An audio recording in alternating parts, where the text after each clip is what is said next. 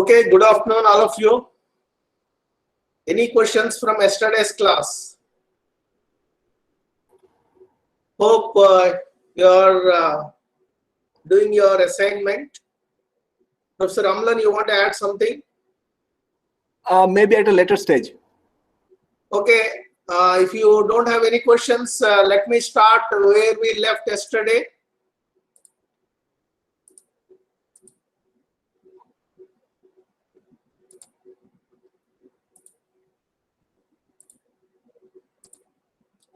So we stopped here in the sense we started design of rectangular RCC beam, trying to understand the design concepts using working stress method.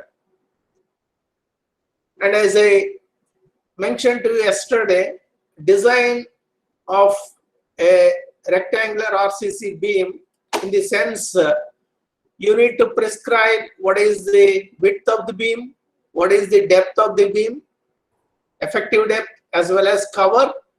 Cover depends on the exposure conditions. We already looked at that details in the earlier few, in the beginning we looked at those details depending on the exposure conditions, what should be the cover, and also depending on or from fire rating also what should be the cover thickness. Based on that, cover thickness can be arrived. So design involves calculating the width of the beam, depth of the beam, and area of steel. Not only that, we also need to look at please note that whatever we are looking at is flexural design. We are trying to design, or we are trying to understand the design concepts for to take care of flexure. So design for flexure involves calculating the width of the beam, depth of the beam, area of steel, as well as where steel can be what amount of steel is required at which portion of the beam, and where steel is not required we can cut some amount of steel. All those things. Design means you need to prescribe all those details. And I mentioned to you just now, I mentioned to you we are looking at only flexural design in the sense when we go for the shear, at the time depth can be also be shear can also govern the depth. That we'll see later. Okay. So now coming to this section, let's assume we are planning to design this kind of section, rectangular section, and the stress distribution transformed, the stress distribution for transformed section. We already noted, we have this information. Okay, stress distribution is going to be linear, and the top fiber, the concrete compressive stress in the top fiber is going to be sigma CBC prime, and the stress at the level of steel is sigma ST, sigma prime ST divided by M. All those things we noted, and also the lever arm also we noted earlier. And if you don't, if you know the neutral axis depth, you can find what is the lever arm. And also we noted this equation. Whatever equation that is given, it is coming from here. It is once again noted sigma ST prime divided by M and divided by sigma CBC prime is equal to D minus N divided by N.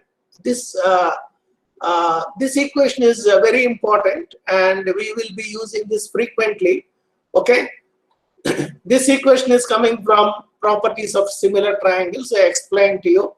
Okay, properties of these similar triangles, which is the top triangle here and the bottom triangle.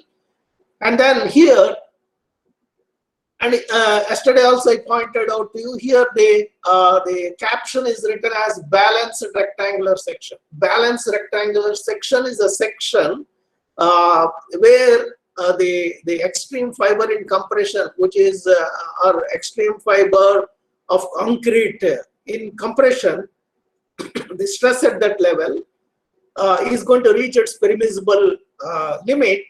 Simultaneously, the stress in the steel is also going to reach its permissible limit. Okay, So a section where the permissible limits of both steel and concrete reaches simultaneously, that kind of section is what is this balance section. So if you want to find, for that kind of section, if you want to find what is the neutral axis depth, then you can make use of this equation.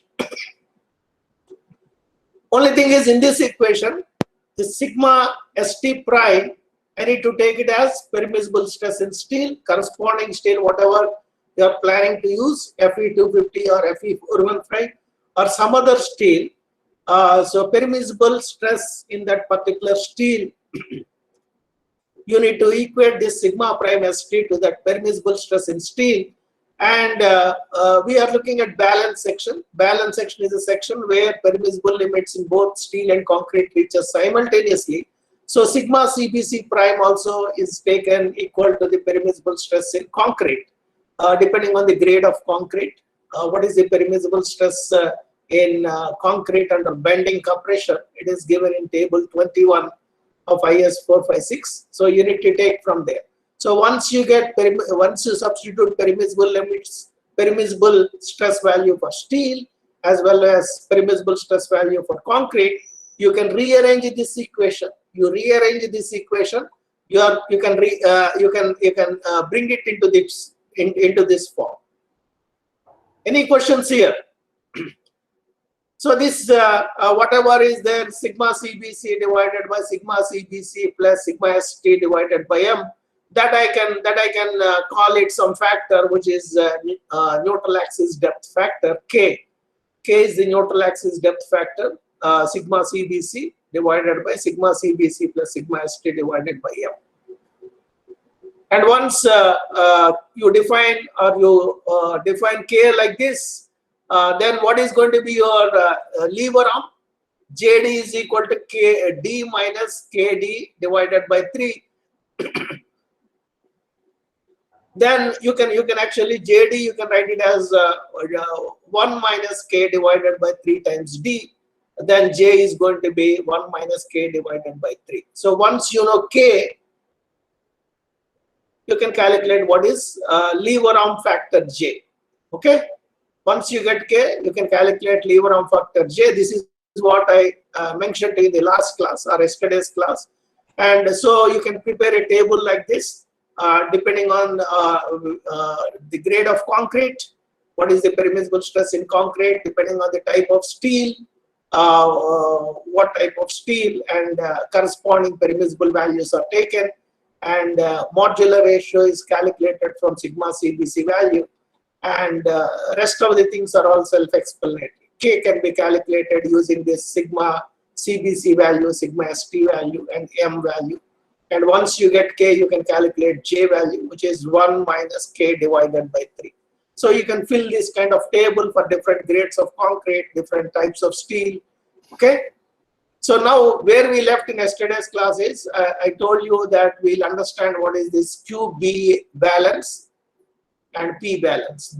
Q is nothing but some factor, and we are going to, with respect to the balance section, we are going to find what is this Q. That's why it is written as Q balance.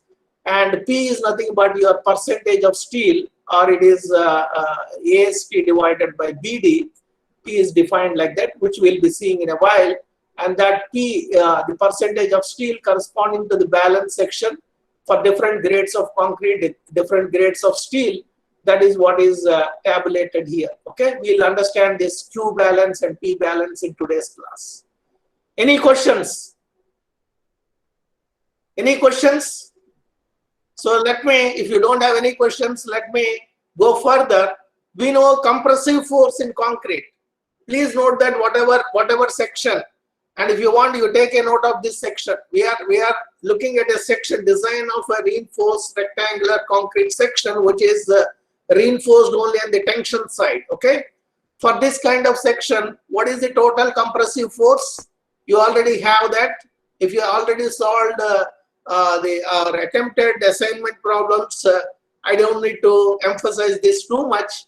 You yourself can easily guess what it is. Total compressive force C is, capital C is half sigma CBC multiplied by B times M. Okay, that is the total compressive force, and N can be written as K times D. This is total compressive force. And what is the moment with respect to the compressive force? That moment is compressive force C times the lever arm distance. So moment is written as C times JD.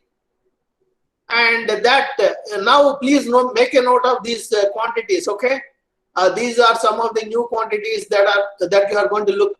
So you take a note of this. M is equal to half sigma CBC K times J BD square. Okay, K times J BD square. And in this half is a numerical value. Sigma CBC is a material property depending on the grade of concrete you are planning to use. And what about K? K is going to depend on your sigma CBC, sigma ST, and also modular ratio, which is going to depend on your sigma CBC value. So K is also in a way function of material properties. Okay, the materials which you are planning to use. And what about J? If K is dependent on material properties, J is also dependent on material properties. Okay, so half sigma CBC multiplied by K multiplied by J, they are independent of dimensions of the beam. The dimensions of the beam are separated out, BD square, that is separated out. So this quantity which is dependent only on the material properties, that is denoted with this Q.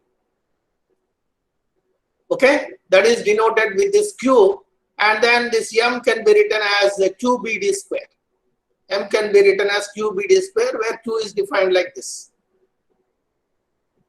And what is this Q? Q can be, please note that this is moment, and this is some quantity related with geometric parameters. So Q can be called as moment resisting moment factor. Here you read this one. Q is a constant called the resisting moment factor. Depends on the value of unit stresses in the sense sigma CBC, sigma ST, and modular ratio, and not on the loading. Okay, hence every balanced rectangular beam designed for particular values of unit stresses and modular ratio will be concerned with a particular value of constant Q. What is a balance section? Balance section is a section where permissible limits in both steel and concrete reaches simultaneously, and Q is dependent on, now you can see here, Q is dependent on the stresses in concrete, permissible stress in concrete, permissible stress in steel. Okay, permissible stress in concrete, permissible stress in steel. And so now if you substitute for calculating K and J, sigma CBC, sigma ST, which are permissible stress for concrete, permissible stress for steel, and using those quantities, if you calculate Q, whatever Q that you get is nothing but Q corresponding to the balance section. Okay, that is, you can read this one. This can be calculated once for a particular case and then used for design calculation. So once your grade of concrete, grade of steel is fixed, this Q can be calculated for a balance section. For a balance section, what is this Q? So that is what is shown in the table. We'll see the table in a while after completing whatever is there given below. Okay, whatever is given below, let's go through that. The size of now you take a note of this equation. M is equal to QBD square. And what is design? What is the design of a rectangular RCC beam? It is design means coming up with the dimensions of the section as well as the area of steel. How do I get the dimensions of the section? That is what we are going to discuss now. The size of beam can be found by equating maximum bending moment to this resisting moment taking care the units to be consistent. You need to use consistent units, okay? So whatever maximum moment you are getting on the beam, you equate that maximum moment to this m, and then Q is dependent on the material properties that you already selected that you are planning to use. If you are planning to use M30 grade of concrete Fe415 steel, for example, Q is fixed and what is left out is BD square. So then you can rearrange that M is equal to Q BD square in this manner. BD square is equal to M divided by Q, or I can rewrite that as D is equal to square root of M divided by QB. Usually what we are doing, so please note that this equation or any of these equations, in these equations, any of these, only thing is all these equations are same except they're arranged in a different manner.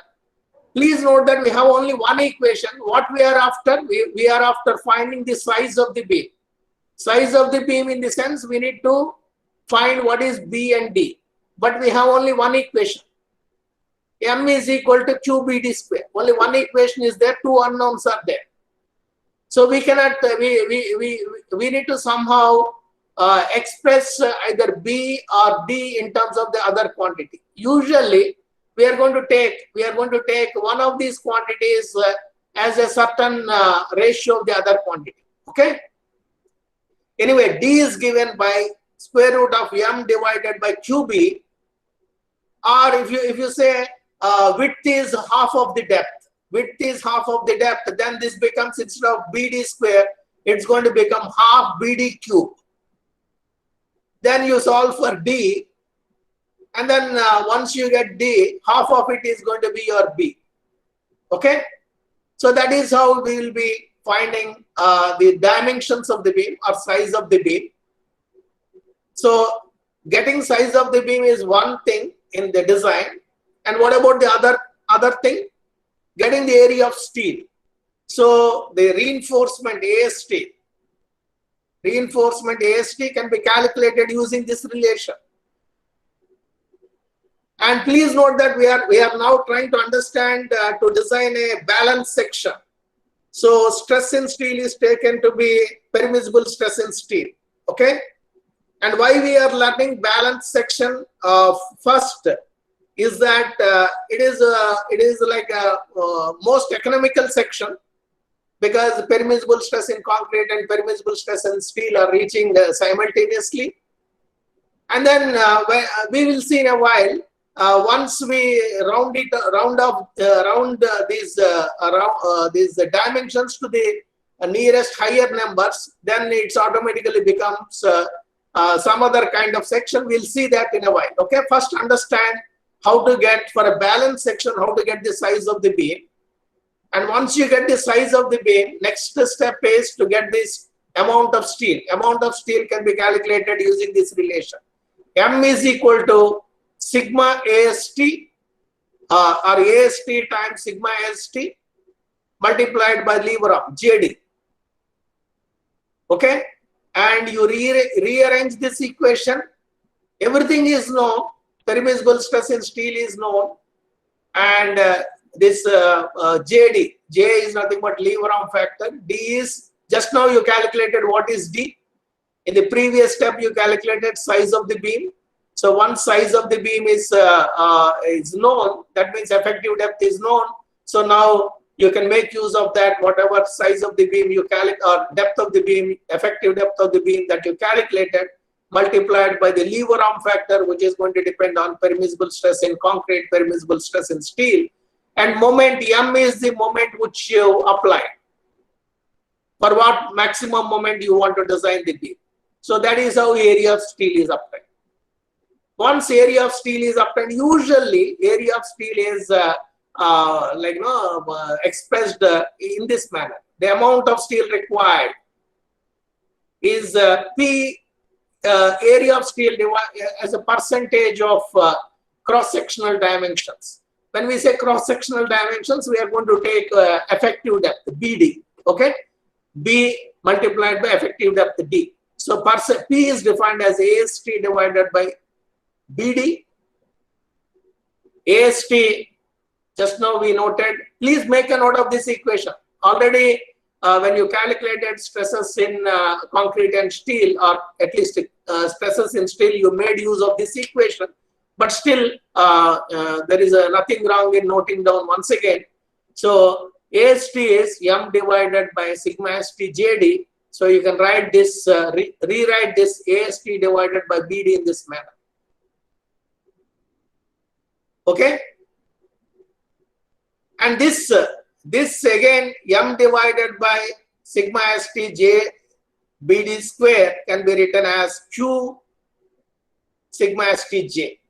Because M divided by BD square, M divided by BD square is nothing but your resisting moment factor, that is Q. So percentage of steel can also be expressed in terms of Q. So please take a note of it. P is equal to Q divided by sigma ST J. Please take a note of this. And Q is half sigma CBC K times J. That also you please take a note of it.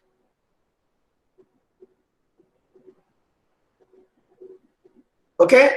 So now you noted what is Q, what is P, and if you take to calculate P and Q, if you take permissible stresses in concrete and steel respectively, then you get corresponding those values for a balanced section. That is what is actually tabulated here for different grades of concrete, different grades of steel. Okay. Any questions here? Professor Amlan, you want to add something at this stage?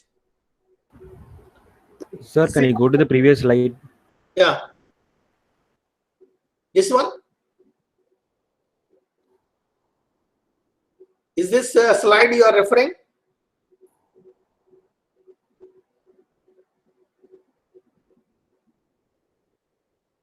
Can you hear me?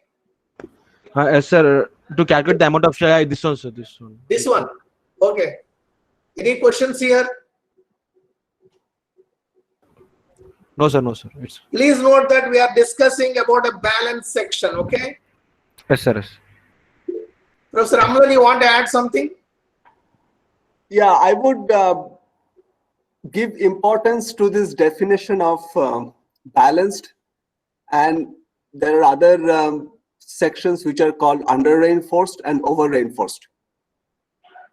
See, as we go on increasing the amount of steel in a section, keeping the section dimensions constant and the material properties constant, if you go on increasing the amount of steel, there is one particular instance of amount of steel where both the concrete and the steel will reach their permissible stresses simultaneously. This is called the balanced section. Now, if I have amount of steel less than this, then what is going to happen is that if I'm gradually loading the beam, the steel will reach its allowable stress before the concrete reaches its allowable stress. In this type of section, where this amount of steel is less than that corresponding to a balanced section, is called under reinforced section. On the contrary, if the amount of steel is more than that corresponding to a balanced section, then the concrete will reach its permissible stress first before the steel reaches, and that is called an over reinforced section. These three definitions are very important. We will be visiting this again in the other method of design. That's why I just wanted to emphasize this importance of this demarcating situation, which is called the balanced section. Okay. Okay. Anyway, whatever Professor Amlan just mentioned, we'll try to cover it, some part of it before end of today's class. Okay. So now, with this, whatever, if there are no questions, now we will see an example how to design like a rectangular RCC beam, a rectangular section RCC beam as a balanced section. Okay, we'll see, because you noted the equations. Unless you see a numerical example, you may not be able to appreciate those things. So let's take a note of this. Design a rectangular section exactly balanced for a beam to carry a bending moment of 150,000 Newton meter. Permissible stresses in concrete, permissible stresses in steel are given. Corresponding permissible stress in steel is given as 140 Newton per mm square, which is corresponding to Fe 250 steel, which is corresponding to Fe 250 steel, and modular ratio. If you take the sigma CBC value, modular ratio calculating using this formula, m is equal to 280 divided by 3 sigma CBC, you are going to get 13. Okay, and also you do this design using Fe415 steel. Okay, so please take a note of it. We need to design a balanced section for a bending moment of 150,000 Newton meter. Okay, so first calculate the modular ratio, and once you get the modular ratio, you are ready to calculate lever arm factor. You please take a note of it, because we are going to design this beam using both Fe250 and Fe415. So I want to show you the difference. So please take a note of this. K is equal to, this is for Fe250 steel. K is equal to 7 divided by 7 plus 140 divided by 13. Okay, and you please verify whether this is correct or not. And if you found this is correct, then what I suggest is you quickly also make a note of this neutral axis depth factor K. Instead of 140, you take it as 230, and tell me what is that value. 7 divided by 7 plus 230 divided by 13. What is that value?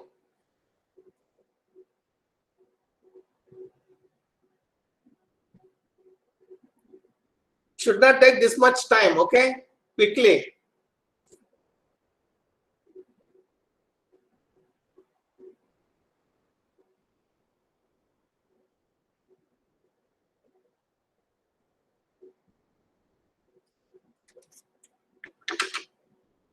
Now, what is that value? 0.2834. Huh? You need to be loud, okay? 0.28.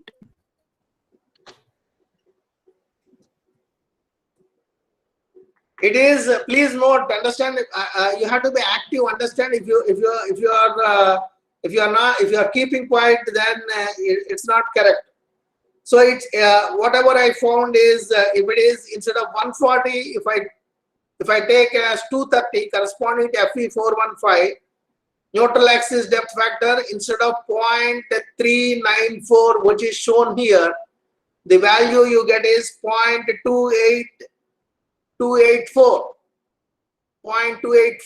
Okay, please take a note of that. 0.284 corresponding to Fe415 steel. And lever arm factor J is 1 minus K divided by 3. Once you got this 0.394 or 0.284 corresponding to Fe415 steel, you can calculate lever arm ratio. You please tell me, here it is given for Fe250. What is the corresponding value for Fe415?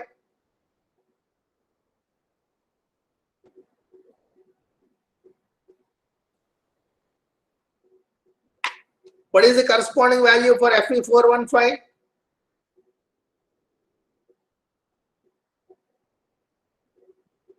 Quickly.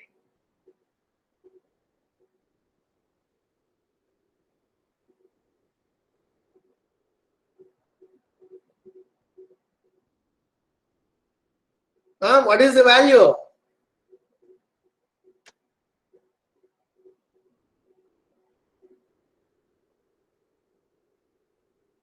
Nobody is responding. 0.905. Huh?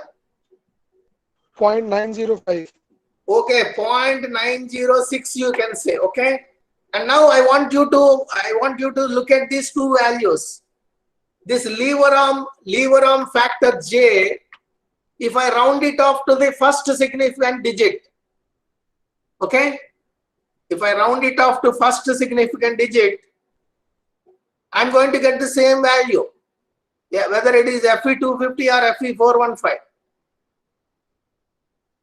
Here it is 0.869 if it is Fe250, and it is just now we can, or somebody mentioned, it is 0.906 if it is Fe415, and if you round it off to the first significant digit, it's going to be 0.9 in both cases. It's going to be 0.9 in both cases, whereas K is not like that. K is not like that. Okay, so just make a note of that. We'll see that. We'll discuss that further. And now, if you understood this, how you got this M, K, and J, and you can easily find what is this resisting moment factor using permissible stress in concrete, and K value and J value, and whatever is written here, whatever resisting moment factor that computation that is shown, that is for Fe250. You also make a note what it's going to be if it is Fe415, taking 3 significant digits. Okay. So if you want to calculate this for Fe415, half 7 instead of 0.3394, you need to use 0.284, and instead of 0.869, you need to use 0.906. And you note down what is that Q value and tell me for Fe415. You need to be active, understand?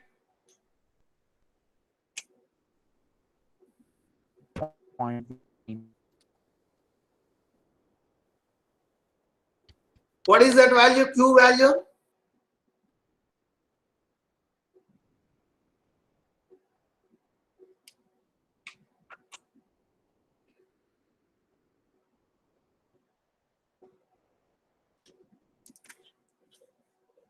Quickly. 0.899. 0.899 Newton per mm square. Is that correct? Yes, sir. Okay. So now let's proceed further. And required BD square. Required BD square. We just noted in the previous slide, M is equal to resisting moment factor times BD square. You rearrange that. BD square is M divided by Q, and use consistent units. Q is in Newton per mm square. So moment also we need to take, instead of 150,000 Newton meter, we need to convert into millimeters, Newton millimeter. So you take consistent units and calculate what is BD square, and this is what you are going to get. This is what you are going to get. I want you to calculate this quantity for Fe415. I want you to calculate this this quantity for Fe415. There is a typo. It should be millimeter cube. Where this millimeter? BD Yeah, millimeter cube. Okay, this is millimeter cube.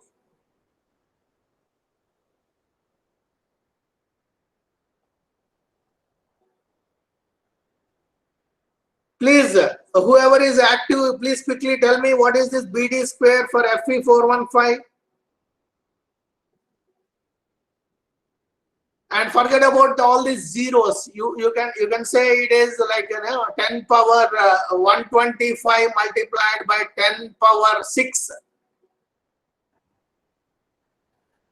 125 multiplied by 10 power 6. Similarly, you find what is BD square for Fe415 and tell me.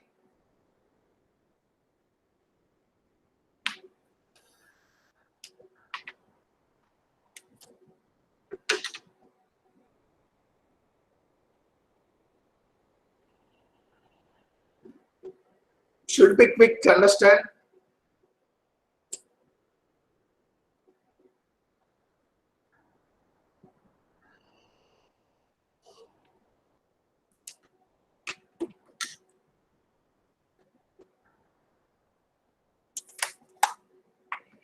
What is BD square for Fe415?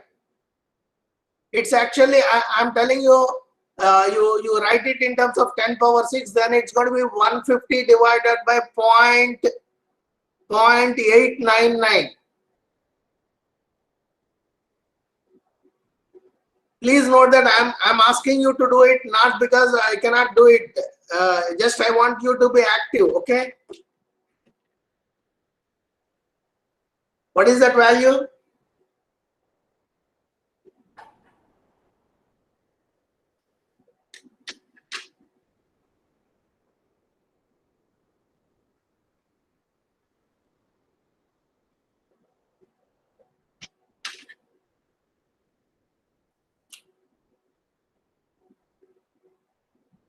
Nobody is responding.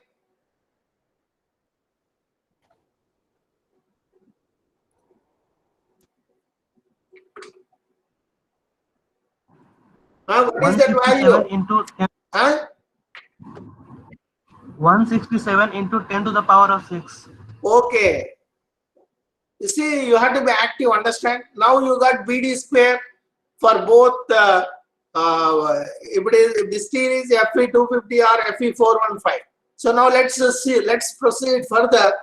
So now let's take this one that is corresponding to Fe250 steel. Now BD square is equal to 125 multiplied by 10 power 6 mm cube.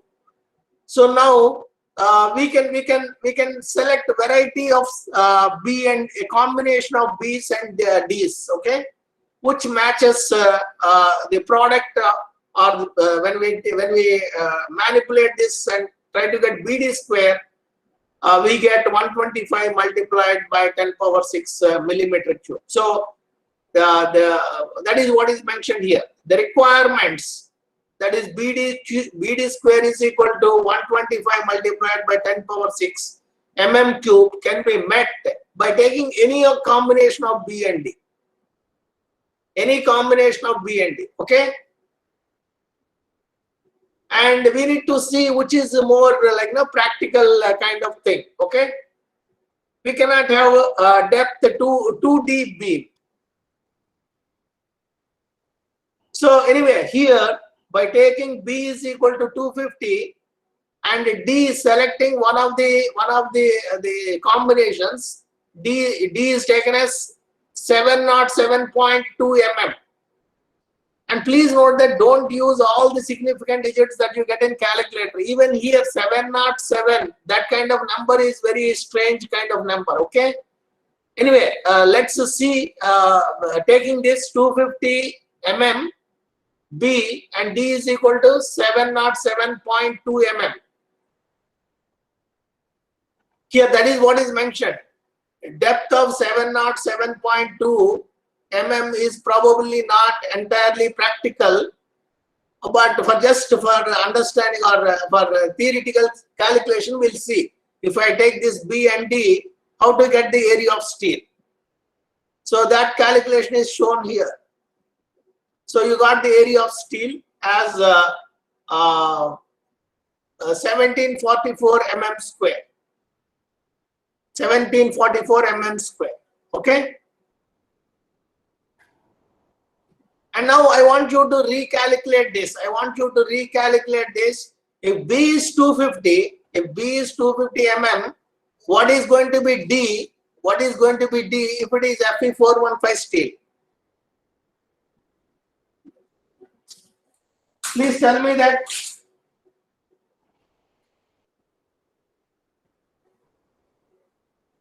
If B is 250 mm, and what is going to be D if it is Fe415 steel?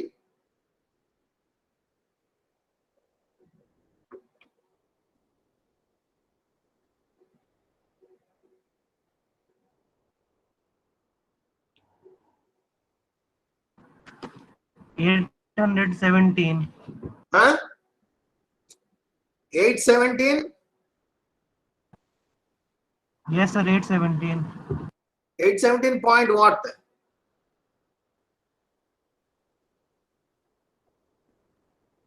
817 point?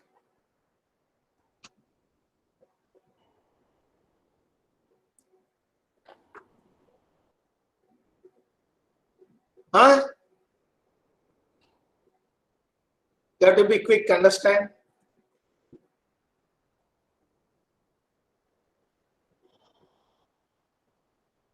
You don't want to answer? 817 point?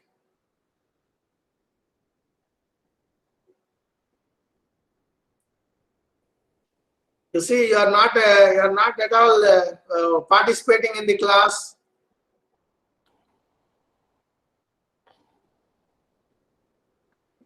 One of you tell me quickly 817 point.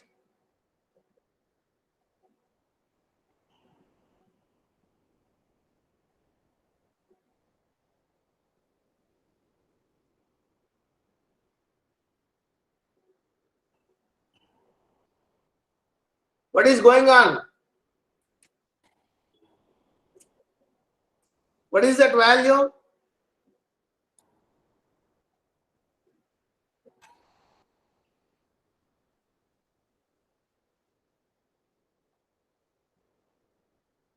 Who replied 817?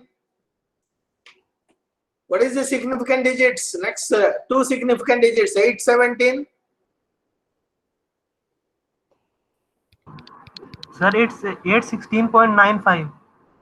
Okay, you please make a note of it, but it's not entirely correct. I don't know how you calculated. It's 817.86. It's going to be. Anyway, the point I want to make to you is, what is the effective depth that you got if it is Fe250? For the same width, it is 707 point something. And you got more depth. If you use, the effective depth is increased. If you use Fe415 steel, okay? So that I want you to make a note of it. And also you find what is the area of steel that is required. If it is Fe415. So now this is going to be same.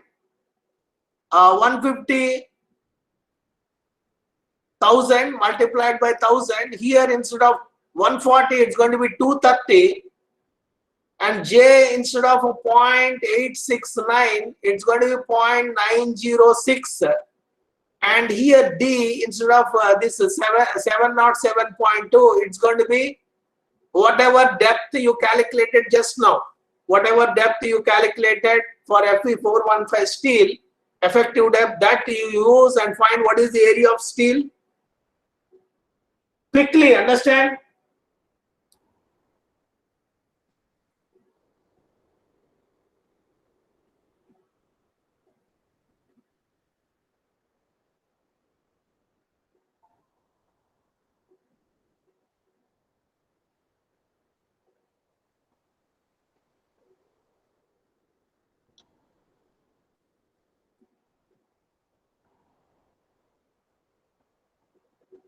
What is the area of steel?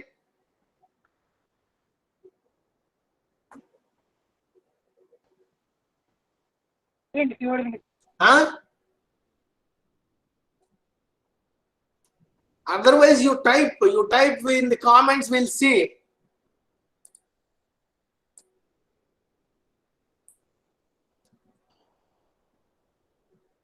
You type in the comments, we'll see.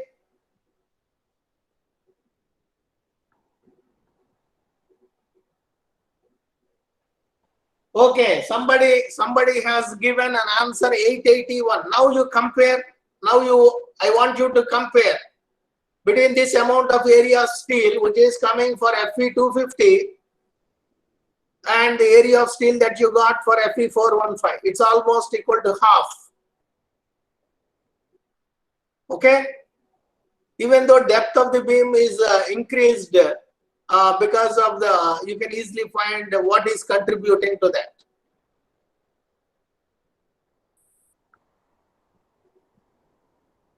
Okay, so anyway, all the details are given here. Now this is how you are going to design a balance section. But just now Professor Amlan mentioned, even though like no, you see here, before we proceed, you see here B is 250 mm and D we got, if we are using Fe 250 steel, D we got it as 707.2 mm. And we got D effective depth for effective depth, if you use 450 steel, it is 817 point something mm. Okay, please note that this effective depth, we need to actually, it's usually we are going to round it off, or we are going to go to the nearest multiple in terms of tens or something like that. So we are not going to have this kind of depth, 707 or 817 mm, something like that. Okay, and when we try to round it off, we usually are, we may go for higher side if we round it off to the higher side.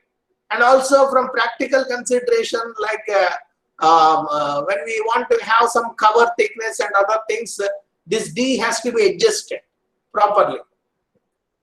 Okay, so in reality, what we are going to provide is the dimension, or at least the depth, effective depth, which we calculated here for balance section, and what we actually provide is going to be higher side. What we are going to provide is going to be higher side. What actually that, what are the factors that actually contribute to that? We'll see that now. Okay, so now let's read this. When we will see what this is. Okay. Beam deeper than a balance section, and that is what is called under reinforced section. We'll see, we'll come back to this under why it is under reinforced. Let's read this. So now we know how to calculate the size of the beam, width and effective depth for a balance section, and now we are discussing a beam deeper than a balance section. And why that situation comes? Let's read this. When dimensions are modified to get practical sizes, the usual procedure is to add the required effective cover. Effective cover is nothing but for protecting the rebars. Okay, clear cover at the bottom of steel bar plus distance from bottom of steel bar to the center of gravity of the steel reinforcement. So that is what is the cover. Okay, so we are going to add, the usual procedure is to add cover to the effective depth, to the depth obtained, that is effective depth, then use next larger practical overall dimension. Suppose our depth, if we use Fe 250, whatever we just now we designed, our depth is 707.2 mm, and let's say the cover thickness is 20 mm. So it's going to be 727.2 mm. But we are not going to have a beam having an overall depth of 727.2 mm. But instead of that, we may round it off to 750 mm. Out of which 20 mm is going to be your cover depth, and effective depth is going to be 730 mm. Whereas from calculation, just now whatever we calculated for Fe 250, as per the balance section calculations, effective depth that needs to be provided is only 707.2. So whatever depth we provided is more than that. Okay, and not only that, as a result, because of that kind of thing, as a result, beam usually become deeper than the balanced side, balanced case. And also sometimes, however, beams also have to be made deeper. As such a size may be required for shear. Please note that whatever I told you in the beginning, whatever design or whatever analysis so far we did is for flexural case. But shear is also going to govern. Shear, what is the amount of shear force the beam has to be resisting? That also will be governing your depth. That we will see in a later case. Okay.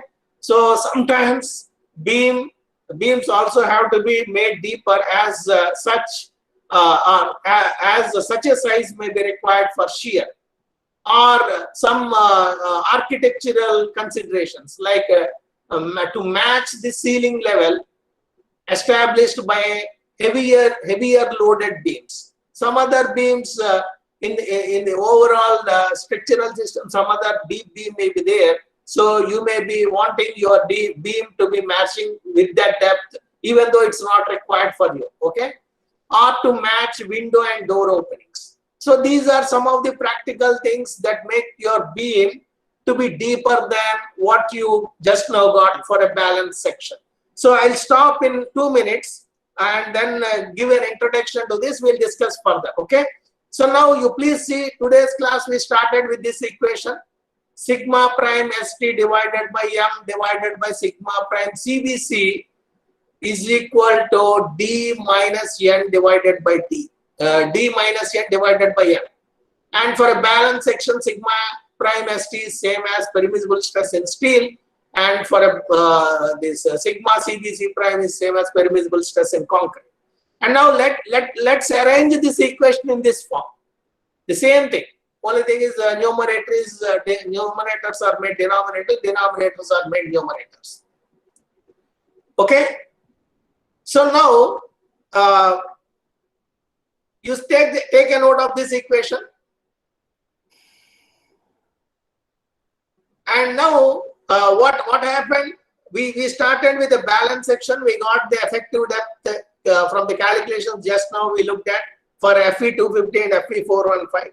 And just now we discussed a few points which actually makes us to adopt a effective depth more than whatever we got from the balance section, whatever we got from the balance section calculations. So now you take a look at this equation.